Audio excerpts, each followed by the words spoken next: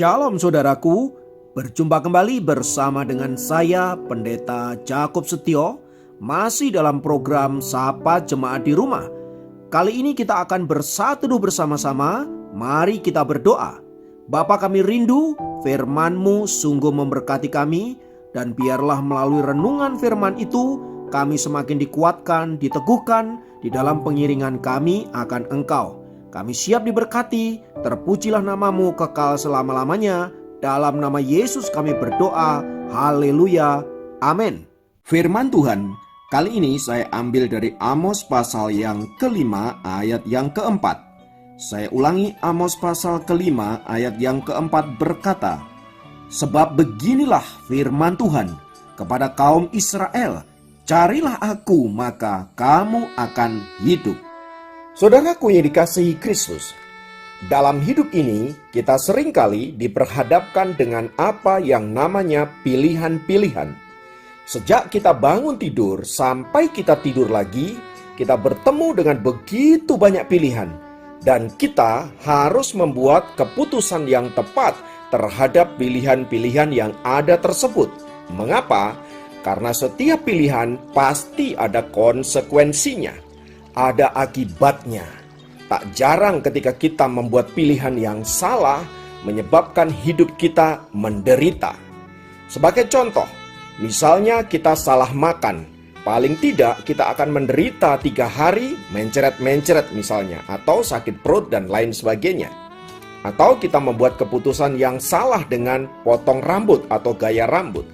Paling tidak kita membutuhkan waktu 3 bulan agar rambut itu panjang kembali. Dan kita pasti akan sangat tersiksa selama waktu itu. Atau mungkin ada hal yang lain, misalnya berkaitan dengan pilihan tentang pasangan hidup. Kalau kita salah memilih pasangan hidup, maka kita akan menderita seumur hidup kita.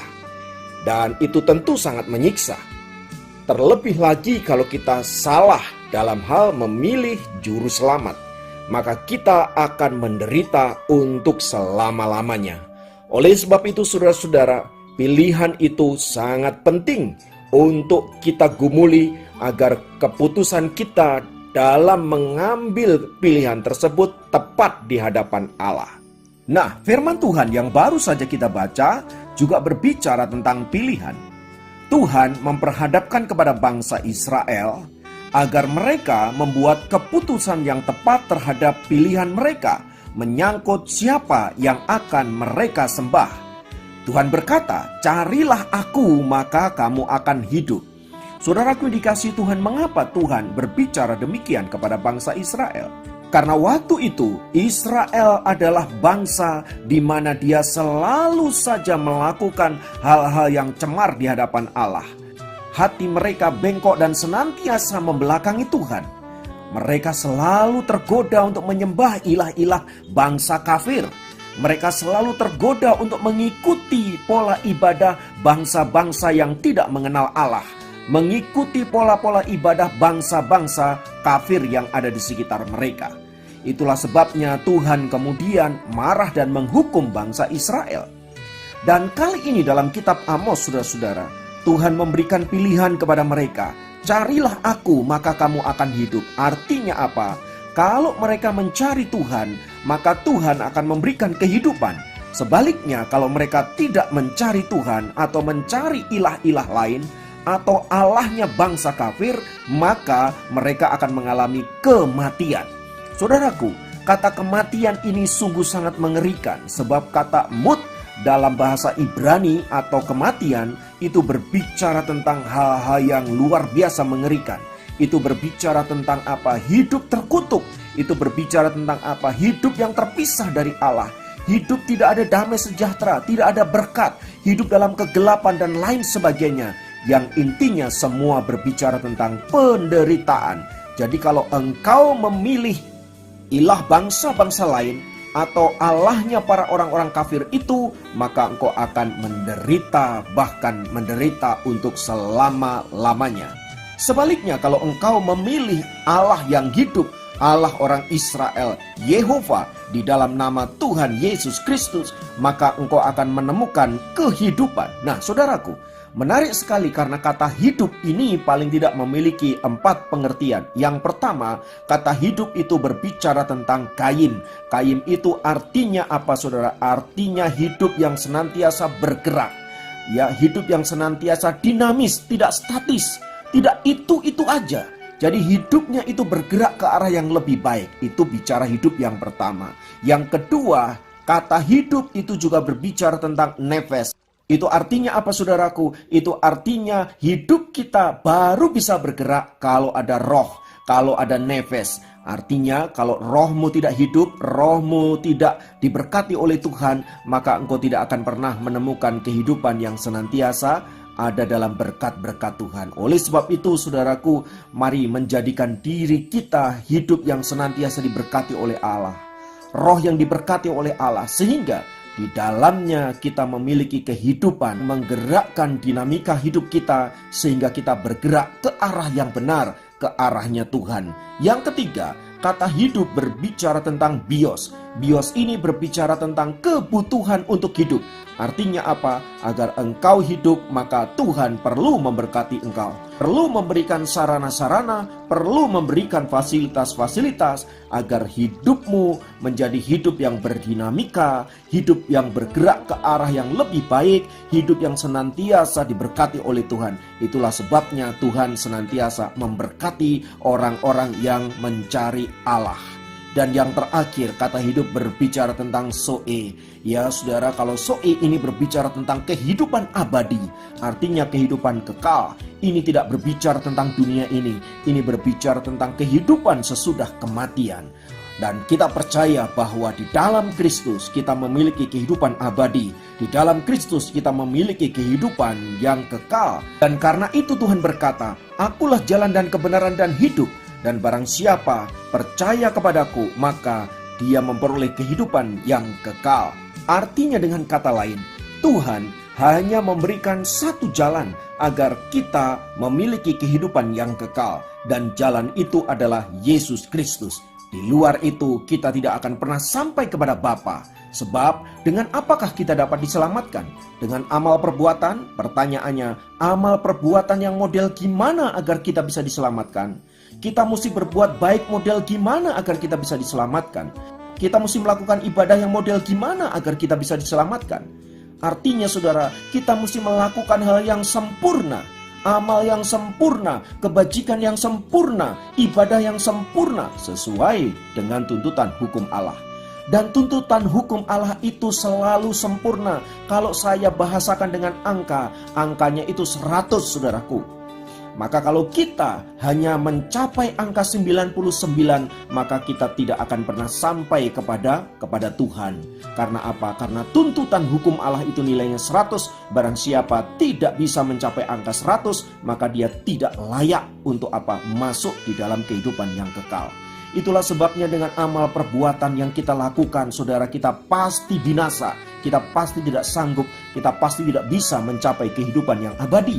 Sebab apa? Sebab manusia pada dasarnya adalah orang berdosa, dan dia tidak bisa untuk tidak berbuat dosa. Dengan kata lain apa, saudara? Dengan kata lain kita selalu melakukan dosa. Mungkin dalam tindakan tidak, tetapi ingat, dosa tidak selalu berbicara tentang tindakan.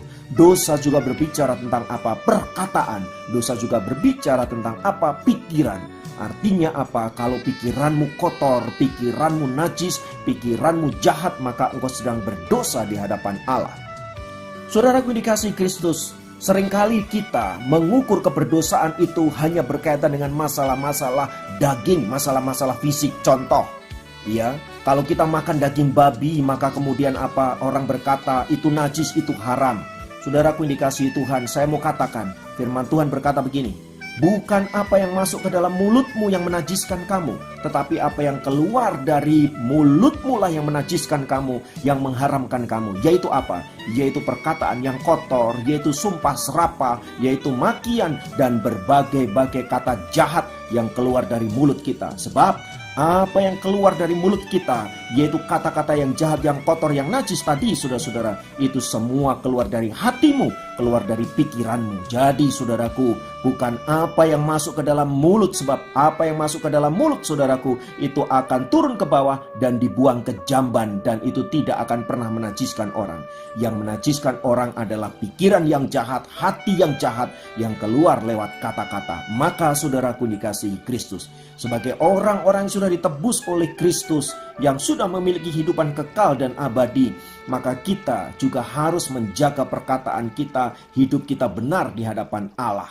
Dan saudara-saudara, tanpa Kristus kita tidak akan pernah bisa masuk dalam kerajaan surga yang mulia. Entah itu saudara upayakan dengan perbuatan, dengan ibadah, dan dengan berbagai-bagai amal kebajikan. Tidak bisa. Sebab apa? Sebab engkau manusia berdosa. Engkau tidak mungkin masuk dalam surga Tuhan yang kudus dan mulia. Hanya oleh Kristuslah maka engkau boleh masuk dalam kerajaan surga yang mulia. Karena apa? Karena Kristus Yesus, atau yang sering disebut dengan Isa Al-Masih, adalah satu-satunya manusia yang tidak berdosa. Bahkan sejak lahirnya dikatakan apa? Dia tidak dijamah oleh setan. Mengapa? Karena dia adalah Allah sendiri, dia adalah Tuhan. Setan tidak akan pernah berkuasa. Semua nabi, semua manusia begitu lahir dijamah oleh setan, tetapi hanya Yesus yang tidak pernah disentuh oleh setan. Karena apa? Karena Tuhan berkuasa daripada setan-setan itu. Tuhan lebih hebat dari setan-setan itu. Oleh sebab itu saudaraku dikasihi Tuhan, kita bersyukur karena Tuhan Yesus berkata, "Akulah jalan dan kebenaran dan hidup. Barang siapa percaya kepadaku, maka dia akan memperoleh kehidupan yang kekal dan abadi." Maka saudaraku, firman Tuhan tadi berkata, "Carilah aku, maka kamu akan hidup." Baik hidup di dunia ini, kita akan menikmati apa yang namanya dinamika hidup. Kita menikmati apa yang namanya jiwa yang bersuka cita. Kita menikmati apa yang namanya berkat-berkat penyertaan Tuhan. Tetapi juga kita akan menikmati apa yang namanya hidup kekal abadi bersama dengan Tuhan. Kiranya firman Tuhan ini memberkati saudara dimanapun berada. Mari kita masuk dalam doa-doa kita. Kita menyerahkan hidup kita ke dalam tangan kasih Tuhan. Tuhan, terima kasih karena firman-Mu telah memberikan kami pencerahan. Engkau berkata, "Carilah aku, maka kamu akan hidup." Tuhan, ampuni kami kalau selama ini kami tidak mencari Tuhan. Selama ini kami mencari ego kami mencari kepuasan duniawi kami mencari keinginan kami sendiri. Kami melupakan bahwa Engkaulah Allah yang berkuasa dalam hidup kami. Maka sekarang Tuhan, kami mau kembali kepadamu dan menyerahkan hidup kami hanya kepada Tuhan. Dan biarlah hidup kami senantiasa berkenan di hadapan-Mu sampai kami boleh mengalami berkat-berkat ilahi dinyatakan dalam hidup kami, yaitu hidup kekal dan abadi. Terpujilah nama Tuhan kekal selamanya dalam nama Yesus. Haleluya. Amin. Dapat memberkati Anda dimanapun berada. Sampai jumpa dalam program Sahabat Jemaat yang lain.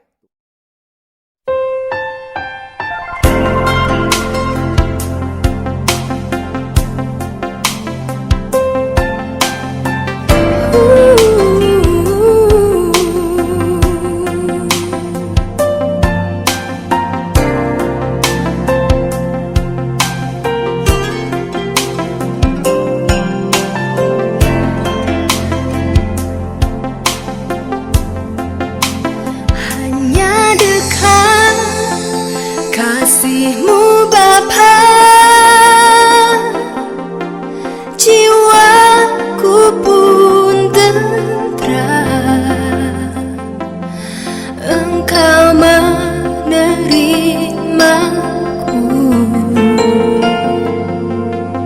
dengan sepenuhnya. Walau dunia melihat rupa